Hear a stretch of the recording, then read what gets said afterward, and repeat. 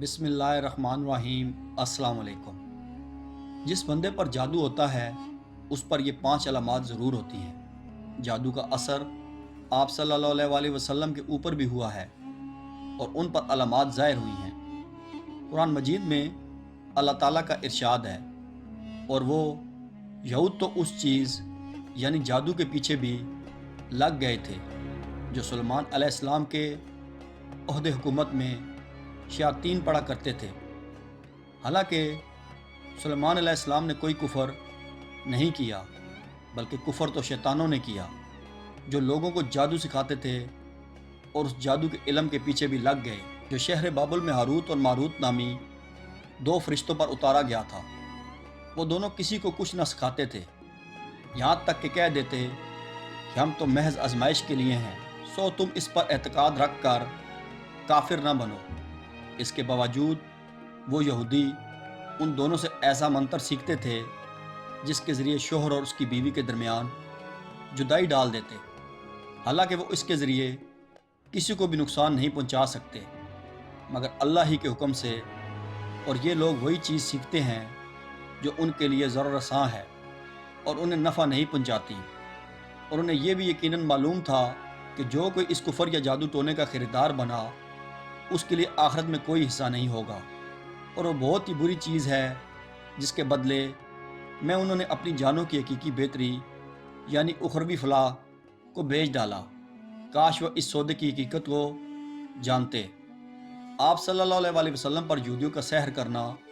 اور اس کی وجہ سے آپ صلی اللہ علیہ وآلہ وسلم پر بعض اثار کا ظاہر ہونا اور بذریعہ وحی اس جادو کا پتہ لگنا اور اس کا ازالہ کرنا حدیث صحیحہ سے ثابت ہے۔ صحیح بخاری میں ایک حدیث ہے جو دوسری حدیث کی کتابوں میں بھی درج ہے۔ ایک موقع پر نبی اکرم صلی اللہ علیہ وآلہ وسلم بھی جادو کے اثر میں رہے۔ حضرت زید بن ارقم رضی اللہ تعالیٰ عنہ سے روایت ہے کہ ایک یہودی نے نبی اکرم صلی اللہ علیہ وآلہ وسلم پر جادو کیا۔ جب آپ صلی اللہ علیہ وآلہ وسلم نے اس کے اثرات کو اپنے اوپر محسوس کیا تو جبرائیل علیہ السلام تشریف لائے اور سورۃ الفلق اور سورۃ الناس، جن کو معوذتین کہتے ہیں، وحی کی گئی۔ پھر جبرائیل علیہ السلام نے آپ صلی اللہ علیہ وآلہ وسلم سے کہا، یقیناً ایک یہودی نے آپ صلی اللہ علیہ وآلہ وسلم پر جادو کیا ہے اور اس کا طلسم فلاں کنویں میں رکھا ہوا ہے۔ نبی اکرم صلی اللہ علیہ وآلہ وسلم نے حضرت علی کو بھیجا کہ وہاں سے طلسم لے آئیں۔ جب وہ اسے لے کر واپس آئے تو آپ صلی اللہ علیہ وآلہ وسلم نے حضرت علی رضی اللہ تعالیٰ عنہ سے فرمایا، اس کی گرہوں کو ایک ایک کر کے کھول لیں اور ہر گرہ کے ساتھ ان صورتوں میں سے ایک ایک آیت پڑھیں۔ جب انہوں نے ایسا کیا تو آپ صلی اللہ علیہ وآلہ وسلم یوں اٹھ کھڑے ہوئے گویا وہ پہلے بندھے ہوئے تھے۔ آپ صلی اللہ علیہ وآلہ وسلم نے فرمایا، جو شخص نجومی کے پاس جا کر اس سے کوئی بات پوچھے تو 40 دن تک اس کی نماز قبول نہ ہوگی۔ صحیح مسلم ہی کی ایک حدیث میں رسول اللہ صلی اللہ علیہ وآلہ وسلم نے فرمایا کہ شیطان اپنے ایجنڈوں کے بڑے بڑے کارناموں پر خوش نہیں ہوتا، لیکن اس بات پر بہت خوش ہوتا ہے کہ اس کا کوئی پیروکار میاں بیوی کے درمیان تفریق کروا دے۔ حضرت ابو ہریرہ رضی اللہ تعالیٰ عنہ سے روایت ہے کہ رسول اللہ صلی اللہ علیہ وآلہ وسلم نے فرمایا، جو کسی کاہن کے پاس آیا اور اس کی بات کی تصدیق کی تو اس نے اس چیز کا انکار کیا جو محمد صلی اللہ علیہ وآلہ وسلم پر نازل ہوئی۔ اسلام میں جادو سیکھنا اور جادو کرنا دونوں کو کفر قرار دیا گیا ہے، اس لیے جو کوئی بھی جادو کرتا ہو اس کے لیے شریعت میں بہت سخت سزا رکھی گئی ہے۔ اگر کوئی جادو پر عمل کرتا ہوا پکڑا جائے اور وہ توبہ نہ کرے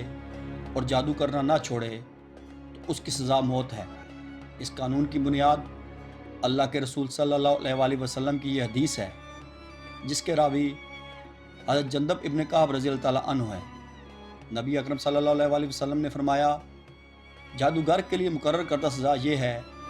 کہ اسے تلوار سے قتل کر دیا جائے۔ اس قانون پر خلفائے راشدین رضی اللہ تعالیٰ عنہم نے سختی سے عمل کیا۔ جادو کا اثر تب واقع ہوتا ہے جب اللہ تعالیٰ کا حکم ہو، کیونکہ کائنات کی ہر چیز اللہ تعالیٰ کے حکم کی محتاج ہے۔ جادو حضور اکرم صلی اللہ علیہ وآلہ وسلم پر بھی کیا گیا تھا، لیکن اللہ تعالیٰ نے آپ صلی اللہ علیہ وآلہ وسلم کو اس کے شر سے محفوظ رکھا اور امت کے لیے آسانی ہوئی کہ آپ صلی اللہ علیہ وآلہ وسلم کے طفیل امت کو جادو کا علاج بتا دیا گیا۔ حضرت قتادہ رضی اللہ تعالیٰ عنہ نے بیان کیا کہ میں نے سعید بن مسیب سے کہا، ایک شخص پر اگر جادو ہو یا اس کی بیوی تک پہنچنے سے اسے باندھ دیا گیا ہو، اس کا دفیہ کرنا اور جادو کے باطل کرنے کے لیے عمل کرنا درست ہے یا نہیں؟ انہوں نے کہا، اس میں کوئی بات نہیں، جادو کا توڑ کرنے والوں کی نیت تو اچھی ہوتی ہے، اور اللہ پاک نے اس بات سے منع نہیں فرمایا جس سے فائدہ ہو۔ انسان جادو کی وجہ سے بڑے بڑے خطرات سے دوچار ہو سکتا ہے، اس لیے کسی بھی دن موضوعات اور مسنون دعاؤں سے سستی اور کاہلی نہ برتی جائے، حتیٰ کہ بعض اوقات انسان کو جادو کے ذریعے قتل تک کر دیا جاتا ہے۔ کالے جادو کرنے والے ایسے بھی ہوتے ہیں جو جیتے جاتے انسان کو موت کی نیند سلا دیتے ہیں۔ یہ بات یقینی ہے کہ موت کا ایک وقت مقرر ہے اور وہ اسی وقت مقرر پر ہی آئے گی، لیکن جس طرح ظاہری طور پر انسان کا قتل ہو جانا سبب کا درجہ رکھتا ہے، اسی طرح جادو کے ذریعے بھی سبب کے درجے میں قتل کیا جا سکتا ہے۔ از روئے شریعت کسی پر جادو کرنا یا کرانا کفر ہے، اور اس کا کرنے والا اور کرانے والا دونوں دائرہ اسلام سے خارج ہیں۔ اگر کسی مسلمان نے یہ عمل کیا یا کرایا تو اسے چاہیے کہ فوراً اپنے ایمان کی تجدید کرے، اور اگر وہ شادی شدہ ہے تو اپنے نکاح کی بھی تجدید کرے۔ مختصر یہ کہ جادو خالصتاً ایک شیطانی عمل ہے جس سے بچنا، دور رہنا اور مکمل اجتناب کرنا ایمان اور شریعت دونوں کا بنیادی تقاضا ہے۔ جادو جب بھی کسی انسان پر ہوتا ہے تو اس کی واضح علامت ہوتی ہے۔ شاذ و نادر ہی ایسا ہوتا ہے کہ کسی پر جادو ہو اور اس میں کوئی علامت بھی نہ پائی جائے۔ یاد رہے، یہ علامات بکثرت بار بار ظاہر ہوتی ہیں۔ جادو کی علامت ہر مرحلے میں مختلف ہوتی ہے۔ نیند میں جادو کی علامت میں سے چند یہ ہیں: ہوا میں اڑنا، سمندر پہاڑ دیکھنا، درندے، شیر، کتا، جنگلی جانور، سانپ، بچھو، چھپکلی، بلی، قربانی کے جانور، بڑا گوشت دیکھنا، بندر، بیل، اونٹ، خنزیر وغیرہ دیکھنا، نیند میں رونا، چیخنا یا ہنسنا، آوازیں دینا، جھٹکے لگنا جیسے کسی نے پکڑ کر ہلایا ہے، کسی کو اپنا پیچھا کرتے دیکھنا اور خوفزدہ ہو کر بھاگنا، بھرنا مناظر دیکھنا یا کسی کو جنسی زیادتی کرتے محسوس کرنا، ڈرونی شکلیں دیکھنا، خود کو بلند جگہ سے گرتا دیکھنا، نیند کا کچا ہونا، رات کو نیند کا نہ آنا، نیند میں سختی کے ساتھ ہونٹ چبانا، انسانی غلاظت دیکھنا، قبر مردے دیکھنا، کھنڈرات میں خود کو دیکھنا، ویران جگہوں پر دیکھنا، اونچے لمبے یا چھوٹے قد کے سیاہ حولے دیکھنا، جاگنے کے بعد خواب بھول جانا، سوتے میں دیکھنا کہ اسے کوئی چیز کھلائی جا رہی ہے اور جاگنے کے بعد اس کو محسوس کرنا کہ کچھ کھایا ہے، کوئی میرے ساتھ ہے، انجانا سا خوف کہ گھر سے نکلا تو مر جاؤں گا، موت کے وسوسے آنا کہ آج مر جاؤں گا، کل مر جاؤں گا، ذہن کا موف ہو جانا، سوچنے سمجھنے کی صلاحیت ختم ہو جانا، محسوس کرنا یہ کام کوئی زبردستی کروا رہا ہے یا کہلوا رہا ہے، گھر والوں، بیوی بچوں، والدین، بہن بھائیوں سے نفرت محسوس کرنا، غیر ارادی حرکات کا سرزد ہونا، سر، سینے، کمر کے نچلے حصوں یا کندھوں میں دباؤ،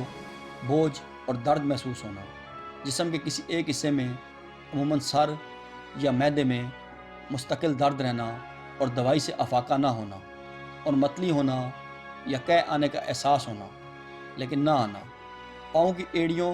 اور پنڈلیوں میں درد رہنا، آنکھوں میں تیز چمک کا پیدا ہونا، سانس لینے میں تنگی ہونا اور دل کی دھڑکن کا تیز ہونا، سستی کا عادی ہو جانا، بکثرت جمائیاں آنا، بہت زیادہ بھولنا اور بکثرت نیند کا آنا، نماز، قرآن، اذان وغیرہ سے کراہت، تنگی محسوس ہونا اور دین کے بارے میں کفریہ خیالات آنا، مسجد جانے سے گھبرانا، دل کا تنگ پڑنا، بیت الخلاء میں دیر تک ٹھہرنا اور گناہوں کی جانب شدت سے لپکنا۔ اللہ پاک ہمیں نیک اعمال کرنے کی توفیق عطا فرمائے اور ہمیں پرسکون زندگی عطا فرمائے، آمین۔